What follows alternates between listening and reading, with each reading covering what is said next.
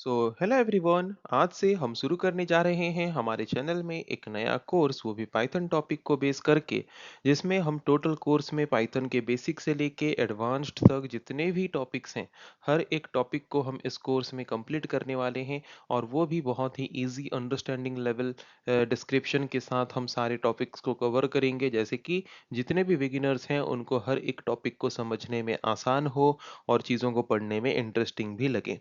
तो शुरू करते हैं ये कोर्स। और आज के पहले क्लास में हम इंट्रोडक्शन जो है पाइथन का, वो चीज़ें डिस्कस करेंगे कि पाइथन क्या है, पाइथन लैंग्वेज में हम क्या क्या चीज़ें यूज़ करते हैं, उसके जो बेसिक चीज़ें हैं, सबसे सिंपल चीज़ें जो हमें जानना जरूरी है पाइथन के बारे में पढ़ने से पहले, उन सब के बारे में हम आज के क्लास में कवर करेंगे। तो शुरू करते हैं discussion, first class of this course. तो आज के क्लास में हम सिर्फ इंट्रोडक्शन जो है वो डिस्कस करेंगे, मतलब पाइथन के रिलेटेड जो भी बेसिक इंट्रोडक्शंस हैं वो डिस्कस करेंगे। जैसे कि पाइथन के बारे में पढ़ने से पहले, पाइथन को हम क्यों यूज करते हैं, प्रोग्राम लिखने के लिए यूज करते हैं। तो व्हाट इज प्रोग्राम, पहले हमें ये जानना जरूरी है। जिनको पहले से बाकी कोई प्रोग्रामिंग लैंग्वेजेस के बारे में पता है वो तो ऑलरेडी जानते ही होंगे। जो बिगिनर्स हैं, जो न्यू कमर्स हैं, जिनको इसके बारे में भी आइडिया नहीं है, अगर हम सिंपल तरीके से बता दें कि हमारा प्रोग्राम हम किसको बोलते हैं, व्हाट इज प्रोग्राम। जैसे कि हम जानते हैं कंप्यूटर एक हार्डवेयर डिवाइस है, एंड हार्डवेयर डिवाइस कोई भी काम अपने से नहीं करता।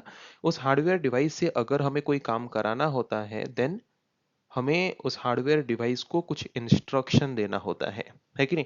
और उसी इंस्ट्रक्शन को फॉलो करके वो हार्डवेयर डिवाइस काम करता है।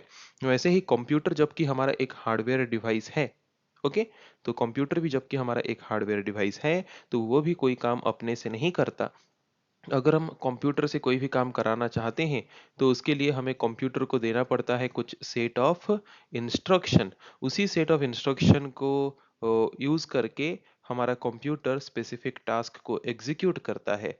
तो जो हम सेट ऑफ इंस्ट्रक्शन कंप्यूटर को देते हैं, हमारे कंप्यूटर को कुछ टास्क परफॉर्म करने के लिए जो सेट ऑफ इंस्ट्रक्शन हम प्रोवाइड करते हैं, those set of instructions are known as program. Okay, I think बहुत ही इजीली सबको पता चल गया होगा। जैसे कि सपोज मुझे कंप्यूटर को यूज करके एडिशन परफॉर्म करना है, तो एडिशन को परफॉर्म करने के लिए मुझे कंप्यूटर को कुछ सेट ऑफ इंस्ट्रक्शन देना पड़ेगा। तो जो सेट ऑफ इंस्ट्रक्शन मैं कंप्यूटर को प्रोवाइड करूंगा एडिशन टास्क परफॉर्म करने के लिए, those set of instructions will be known as program. Okay, the language that is used to specify this type of instructions to the computer is called programming language.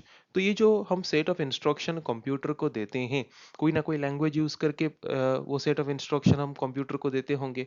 तो जो language use करके हम computer को set of instructions provide करते हैं, उस language को हम क्या बोलते हैं, उस लैंग्वेज को हम बोलते हैं प्रोग्रामिंग लैंग्वेज। ओके, जबकि हम सेट ऑफ इंस्ट्रक्शंस हम जो देते हैं, उस सेट ऑफ इंस्ट्रक्शन को हमने प्रोग्राम बोला। तो प्रोग्राम लिखने के लिए जो लैंग्वेज यूज होता होगा वो क्या होगा, programming language. Okay, the language that is used to write program और the language that is used to give instruction to the computer is known as programming language. Okay, तो आई थिंक इतना clear हो गया होगा सबको कि programme क्या है एंड प्रोग्रामिंग लैंग्वेज क्या है।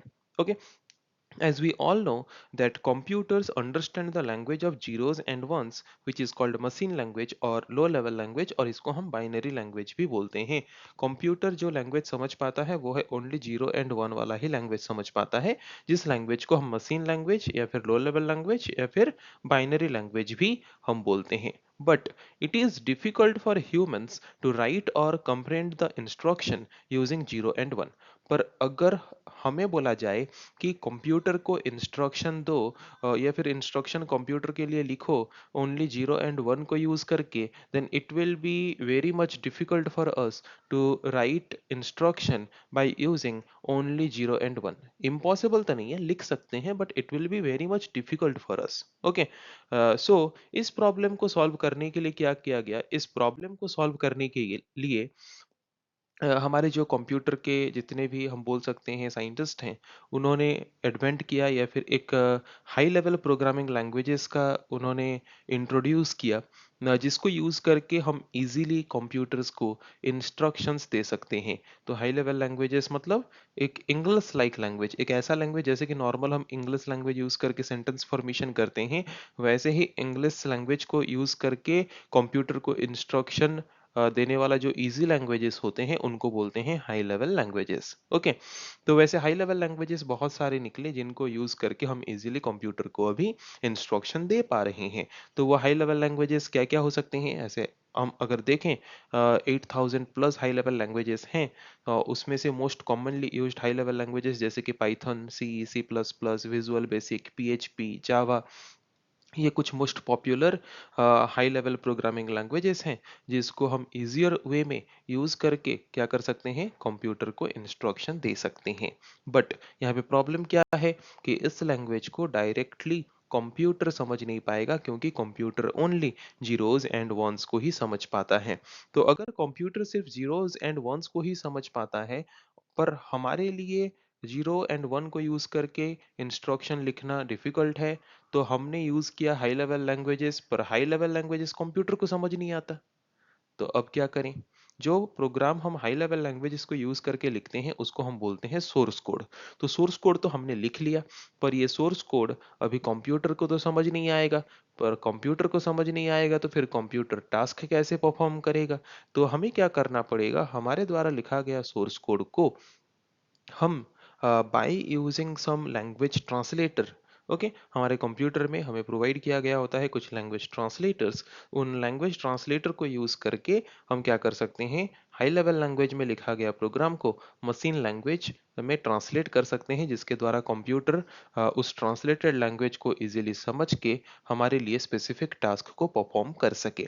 तो क्या क्या होते हैं ऐसे लैंग्वेज ट्रांसलेटर्स जैसे कि जो कि हाई लेवल लैंग्वेजेस को मशीन लैंग्वेज में ट्रांसलेट कर सकें? तो दो तरह के लैंग्वेज ट्रांसलेटर्स हम देखते आए हैं बाकी प्रोग्रामिंग लैंग्वेजेस में भी, कंपाइलर एंड इंटरप्रेटर।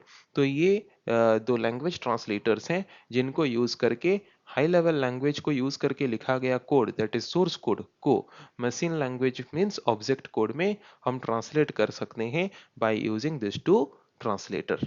क्या है वो दो ट्रांसलेटर जो हाई लेवल लैंग्वेज में लिखा गया प्रोग्राम को मशीन लैंग्वेज में ट्रांसलेट करते हैं? Compiler and interpreter. तो पाइथन के बारे में जबकि हम यहाँ पे डिस्कस कर रहे हैं, वो भी एक हाई लेवल प्रोग्रामिंग लैंग्वेज है। तो उसको यूज करके हम जो प्रोग्राम लिखेंगे वो भी एक सोर्स कोड होगा और उसको डायरेक्टली हमारा कंप्यूटर समझ नहीं पाएगा। तो उस सोर्स कोड को भी हमें मशीन लैंग्वेज में ट्रांसलेट करना पड़ेगा। तो उस सोर्स कोड को मशीन लैंग्वेज में ट्रांसलेट करने के लिए पाइथन कौन सा ट्रांसलेटर यूज करता है? पाइथन यूज करता है इंटरप्रेटर को as a translator. Okay, so Python uses an interpreter to convert its instruction into machine language, so it can be understood by the computer. Okay, so an interpreter processes the program statement one by one, first translating then executing. Okay जैसे कि अगर पहले से जो programming languages के बारे में पढ़े होंगे उनको आइडिया होगा, या फिर जो अभी न्यू पढ़ रहे हैं उनको थोड़ा अगर हम आइडिया दे दें, तो हमारा जो दो ट्रांसलेटर है, एक ट्रांसलेटर हमारा क्या है, एक ट्रांसलेटर है हमारा कंपाइलर और एक ट्रांसलेटर है हमारा इंटरप्रेटर। ओके, तो ये जो दो ट्रांसलेटर हमारे पास हैं, इंटरप्रेटर ट्रांसलेटर जो है वो क्या करता है, एक बार में एक एक लाइन को ट्रांसलेट करते करते जाता है। ओके, एक स्टेटमेंट को ट्रांसलेट करेगा, उसको एग्जीक्यूट करेगा, और एक स्टेटमेंट को ट्रांसलेट करेगा, उसको एग्जीक्यूट करेगा, और एक स्टेटमेंट को ट्रांसलेट करेगा, उसको एग्जीक्यूट करेगा। ओके, तो इस तरीके से क्या करते हैं, पाइथन में interpreter line by line translate करके एग्जीक्यूट करता है। बट कंपाइलर में क्या होता है, एट वंस सारे लाइन ऑफ स्टेटमेंट को वो पहले ट्रांसलेट करता है, ट्रांसलेट करने के बाद फिर वो एग्जीक्यूट करता है। Okay, so this is the difference between interpreter and compiler. अगर हम चाहते हैं कि लाइन बाय लाइन वो उसको ट्रांसलेट करके एग्जीक्यूट करे then we will prefer interpreter. अगर हम चाहते हैं साइमल्टेनियसली ट्रांसलेट करके एक बार में एग्जीक्यूट करे then we will prefer compiler. पर जो पाइथन है वो कौन सा ट्रांसलेटर प्रीफर करता है, वो प्रीफर करता है इंटरप्रेटर, जो कि वन बाय वन स्टेटमेंट को ट्रांसलेट करके एग्जीक्यूट करता है। ओके, तो ये प्रोसेस कब तक कंटिन्यू चलेगा, जब तक कोई एरर एनकाउंटर नहीं हो जाता, मतलब जब तक कोई एरर नहीं आ जाता, या फिर जब तक हम पूरा टोटल प्रोग्राम को एग्जीक्यूट नहीं कर लेते। वैसे वन बाय वन स्टेटमेंट को ट्रांसलेट करके हमारा इंटरप्रेटर पाइथन प्रोग्राम को एग्जीक्यूट करता रहेगा। ओके, सो अगर कोई एरर आ जाता है तो वहां पे हमारा प्रोग्राम का एग्जीक्यूशन स्टॉप हो जाता है। कब तक? जब तक हम उस एरर को सॉल्व करके दोबारा एग्जीक्यूट ना कर लेते हैं तब तक, या फिर अगर हम प्रोग्राम के एंड तक पहुंच जाते हैं तब भी हमारा प्रोग्राम का एग्जीक्यूशन एंड हो जाता है। ओके। तो आई होप इतना क्लियर हो गया होगा कि what is program, what is programming language, computer कौन सा प्रोग्रामिंग लैंग्वेज समझ पाता है एंड हमारे लिए कौन सा प्रोग्रामिंग लैंग्वेज इजियर है। ओके। मशीन लैंग्वेज इजीली समझ पाता है कंप्यूटर, हम इजीली यूज कर पाते हैं हाई लेवल लैंग्वेज, पर हाई लेवल लैंग्वेज में लिखा गया प्रोग्राम जो है वो है सोर्स कोड, उसको कंप्यूटर डायरेक्टली समझ नहीं पाता, उसको हम ट्रांसलेट करने के लिए दो ट्रांसलेटर में से कोई भी ट्रांसलेटर यूज कर सकते हैं, that is interpreter and compiler. Python language में हम यूज करते हैं इंटरप्रीटर, जो कि at a time one by one statement को ट्रांसलेट करके एग्जीक्यूट करता है। कब तक ये एग्जीक्यूशन प्रोसेस चलता रहेगा? जब तक कोई एरर नहीं आ जाता तब तक, या फिर जब तक हम प्रोग्राम के एंड तक नहीं पहुंच जाते तब तक। दोनों में से कोई भी सिचुएशन आए, हमारा प्रोग्राम का एग्जीक्यूशन वहां पे स्टॉप हो जाता है। ओके। आई थिंक बहुत ही आसान तरीके से समझ आ गया होगा। कंपाइलर के बारे में जैसे मैं ऑलरेडी बता चुका हूं कि कंपाइलर जो है वो ट्रांसलेट करता है टोटल सोर्स कोड को एक ही बार में, और किसमें? ऑब्जेक्ट कोड में, एंड उसको फिर एग्जीक्यूट करता है साइमल्टेनियसली, मतलब एक बार में एग्जीक्यूट करता है। जिसमें इंटरप्रेटर में क्या होता था? वन स्टेटमेंट ट्रांसलेट होके एग्जीक्यूट, वन स्टेटमेंट ट्रांसलेट होके एग्जीक्यूट, इस तरीके से प्रोसेस चलता रहता था। किसमें? इंटरप्रेटर में। ओके। तो अगर हम देखें इंटरप्रेटर में जो एरर एरर जनरेट होता है, इंटरप्रेटर ट्रांसलेटर अगर हम यूज करते हैं और एरर जनरेट होता है, वो लाइन बाय लाइन चेक करके एरर जनरेट करता है। मतलब एक लाइन में सपोज कोई एरर आया, तो जब तक उसको सॉल्व नहीं करेंगे वो न्यू लाइन में जाएगा नहीं उसको ट्रांसलेट करने के लिए।